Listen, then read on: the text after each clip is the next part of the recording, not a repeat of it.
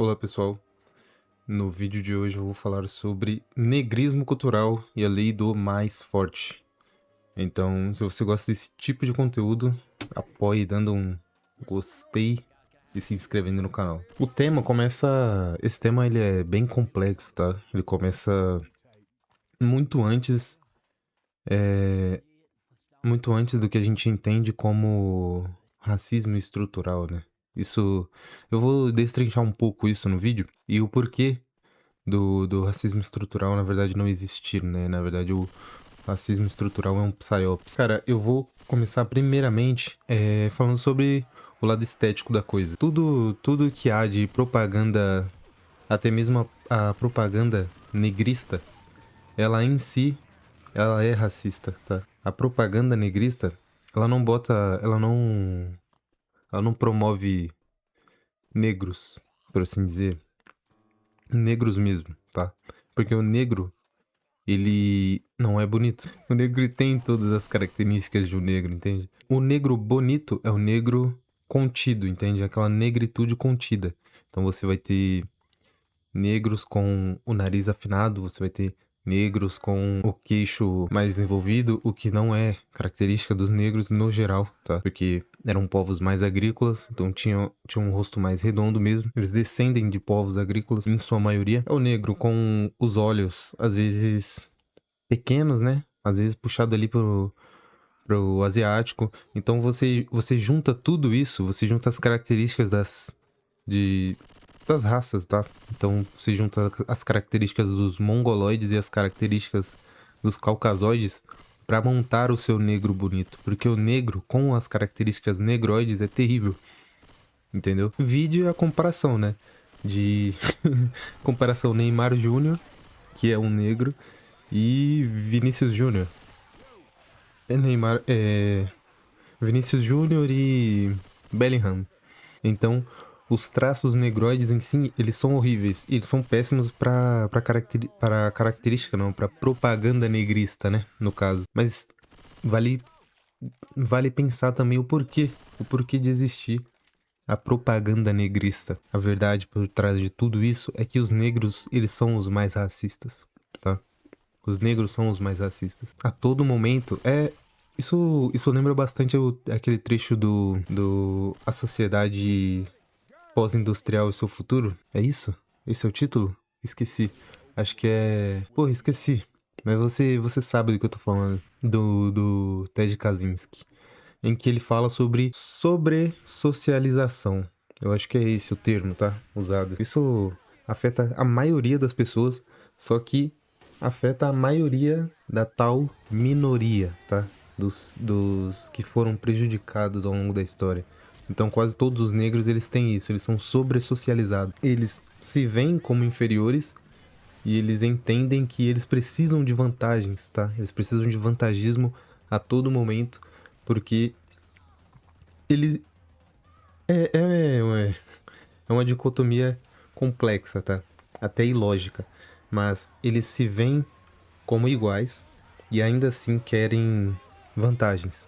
Porque eles sabem que eles na verdade não são iguais. A argumentação é de que eles foram prejudicados, mas que eles são iguais. Entende? É estranho, né? Isso é estranho. Porque por mera escravidão, eu não acho que todo um povo teria ficado tão pra trás assim. E com o estudo genético, cara, você percebe que o estudo genético e o estudo de antropologia também, você percebe que o QI da raça negroide é o menor dos QIs. Então, existe base lógica, tá? Isso falando só de lógica, só de razão. O que eu também eu não dou toda a razão para a razão, entende?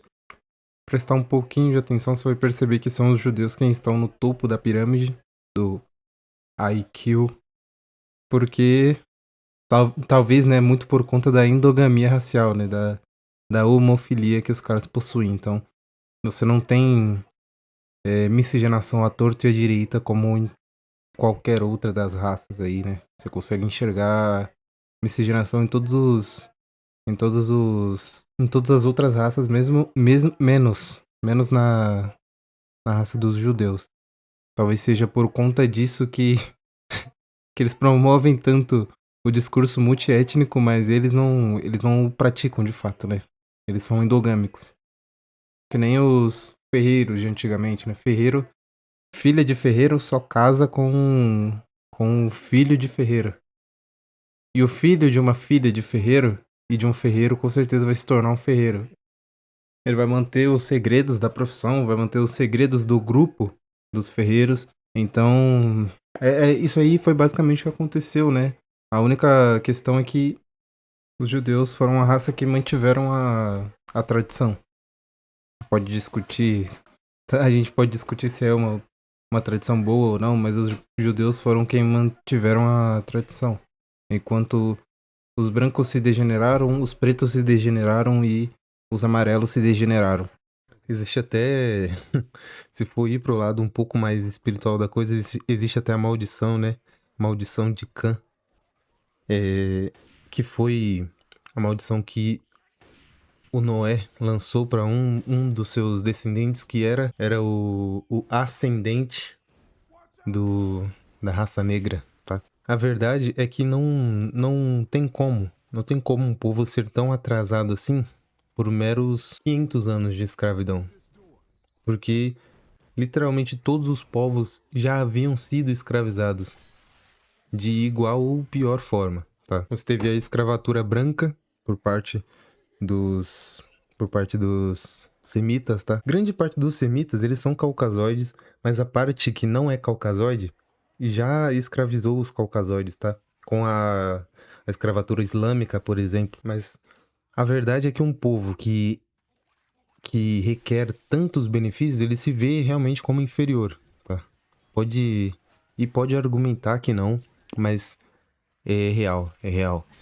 Você percebe que existe até um ódio, tá? Um ódio contra si mesmo. Às vezes uma bunda ardida de querer ser algo que eles não são e algo que eles não podem mudar, tá? Foram os negros quem produziram todo, todo o arquivo que a gente tem de racismo. Por exemplo, Todo Mundo Odeia o Chris, que é uma série pautada em humor racista, tá? Um humor negro racista. Você tem o Chris indo para uma escola de brancos, você tem a Rochelle, tem a Rochelle usando branquelo como xingamento e tal. Você tem o Julius introduzindo um monte de merda na cabeça do Chris de, de guerras raciais. Então você percebe, cara, que quem de fato alimenta tudo isso são os negros, tá? Os negros alimentam o racismo com a política de cotas, que são quando eles, na verdade, dizem: eu sou inferior, eu preciso de mais alguns pontos para habitar o mesmo ambiente que você. E se restar alguma dúvida, você pode só olhar os números aqui, tá bom? Esse aqui é a nota média, nota de corte média do curso de Engenharia Mecânica. É um curso só de exemplo, você poderia verificar isso em qualquer outro curso. Mas aqui, ó, você tem as notas da ampla concorrência, então você tem 677, você tem 480 das menores notas, né? E você tem 797, que foi a maior nota. E na lei de cotas, você vai ver uma redução em todas as métricas, inclusive a redução mais brutal é na menor nota, que é 176, cara. O que é isso? Eu não tinha visto isso antes, tá? São 300 pontos de diferença. Então, é bizarro, tá, cara? É bizarro, bizarro. Eles são racistas quando eles fazem esse humor autodepreciativo de negrão demais e tal, e falando coisas que relacionam a etnia do negro ao crime ou coisas do tipo, que é muito comum, cara. Muito comum. Nas redes sociais é o que dá, tá? Essa idolatria ao crime é cultura negra. Inclusive, os negros, eles têm um apreço pelo... Não pelo bobo da corte, né? O negro ele não tem um apreço pelo bobo da corte, mas algo ainda mais raso do que isso. Ainda pior do que isso. Eles não são o bobo da corte, mas eles são eles querem ter o arquétipo do malandro mesmo, tá? Eu percebo isso. Eles querem a todo momento. Assim, é aquela história de, de otário e de Caxias, cara. E ninguém quer ser o otário. Mas parece muito que ser negro é querer que todos sejam um otário. Não só não ser, entendeu? Você precisa que todos estejam na posição de otário porque você em algum momento foi prejudicado. Ou você acha que foi, né? Você tem a sensação de que você foi prejudicado. Ah, mesmo que, porra, você nunca tenha sofrido nenhuma espécie de racismo. E vale ressaltar também, tá? A sobressocialização tá presente em todo o nosso conjunto social. Então não são só os negros que são sobressocializados com essa ideia, né? Essa inversão da lei do mais forte, tá? Para favorecer o mais fraco, ter em mente favorecer o mais fraco sempre. Os brancos também pensam assim. E, né, esse é um país miscigenado, não tem nem sentido eu estar falando de brancos e negros, né? Não é como se eu estivesse nos Estados Unidos. Mas eu acho que vocês entendem que quando eu falo negro, eu tô me referindo aos pretos e aos pardos. E os brancos são a outra parte da situação. O cara aqui, ele é caucasoide, ele é um pardo caucasoide o suficiente para que você não o chame de pardo.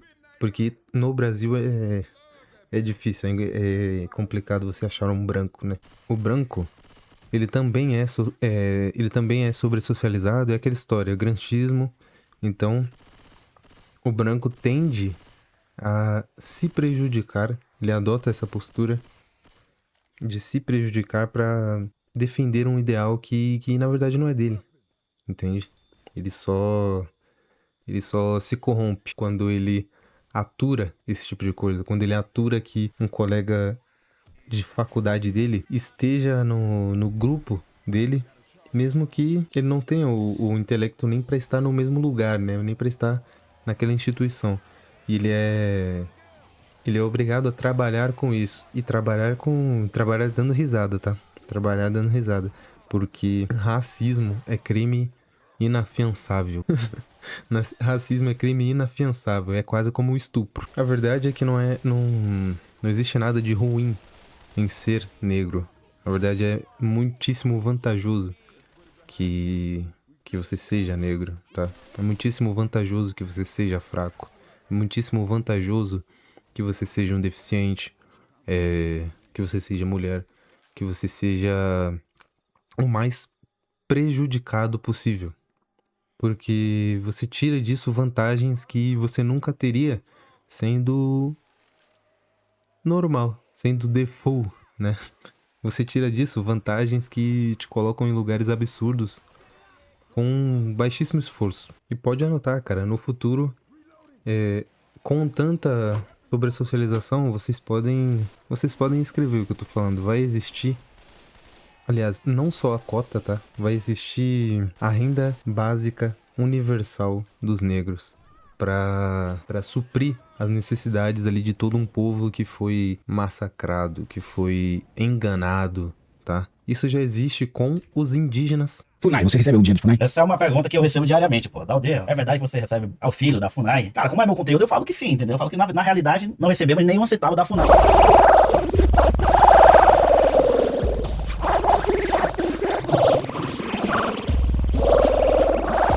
E não existe. Pix FUNAI. Olha aqui, não existe, pô. Não existe nenhuma pessoa indígena que recebe auxílio do indígena, entendeu? Não existe isso. Pra um indígena ter as coisas, tem que trabalhar, tem que estudar pra ter um salário futuramente. Também, cara, os indígenas hoje, a maioria dos indígenas vive de Bolsa Família, né? Os indígenas recebem lá Bolsa Família.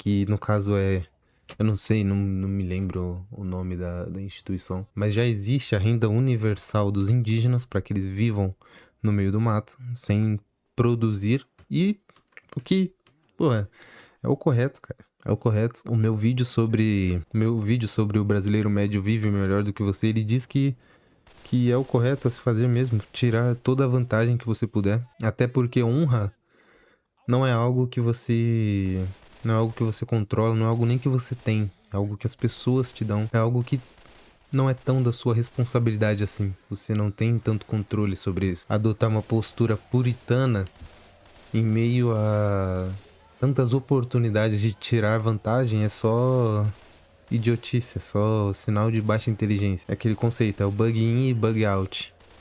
E pra você que é negro, tá na hora de tirar vantagem, é hora do bug in. Tudo isso porque os senhores do mundo, né, os mestres do engano, eles precisam que toda uma população esteja desunida para que seja mais fácil, para que seja mais fácil de controlar. É aquilo, é o dividir para conquistar, tá, cara? Não que naturalmente não nos dividíssemos, mas não é estranho um país miscigenado como o Brasil ter conceitos como racismo estrutural.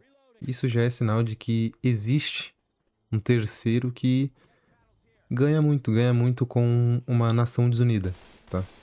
Ganha muito com uma nação desunida, ganha muito com uma etnia chorona, outra etnia ainda mais fraca que cede direitos sem deveres, tá? Tudo isso é posto na mesa e quem paga, cara, são só um lado da mesa. Eu acho que vocês já entenderam qual é o lado da mesa que tá pagando por tudo isso. Aliás, acho que os dois lados estão pagando por tudo isso. Os negros pagam por apresentar incompetência mesmo. Normal, tanto que é normal, né? Dizer que, poxa, você é negro, então você tem que ser 2 vezes melhor. E eu não acho que é mentira não, cara. Eu não acho que é mentira não.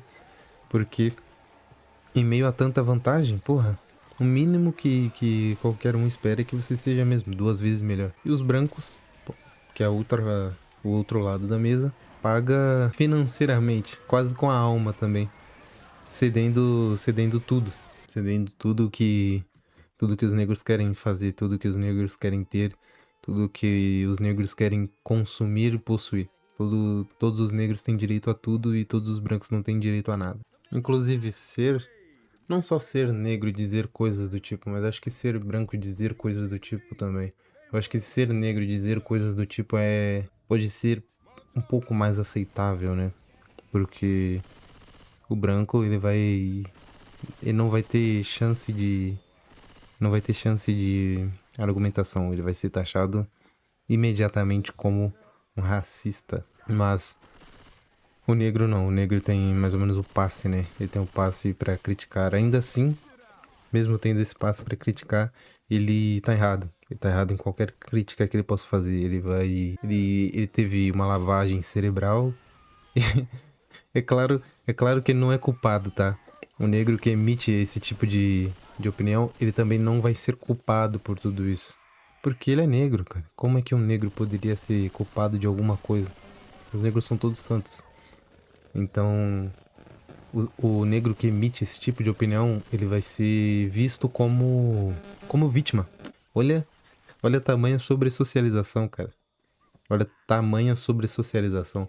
Nem compara com o seu inimigo, porque o negro que é negrista, ele está dentro do negrismo cultural. O que eu entendo é que ele é o inimigo do contrário. Do negro que não está dentro do negrismo cultural. E ainda assim você olha pra esse cara e você fala, não, ele é uma vítima.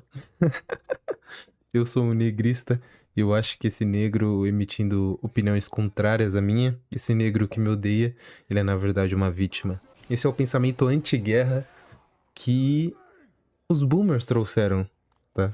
Que os boomers trouxeram. Porque tivemos a geração Silent, filhos da geração Lost, que foi perdida, né? Literalmente isso, a geração Lost perdida nas guerras, na Primeira e na Segunda Guerra Mundial. E teve a geração Silent, que era completamente... Eles eram completamente sojados nesse quesito aí. Eles odeiam conflito. E essa é uma característica perfeita para você manipular todo um povo, né? Os senhores do mundo adoram esse tipo de coisa. Porque os Silent e os Boomers, eles são literalmente isso. Eles são covardes nesse ponto. De ter piedade do seu inimigo. De achar que o seu inimigo é uma vítima. Isso é herança, tá? Esse pensamento anti-guerra, esse pensamento conflito é a herança de um trauma. A herança de um trauma de perder os pais na Primeira e na Segunda Guerra Mundial. Então, os Silent passaram isso para os Boomers, que entendem que, porra, a vida é conforto.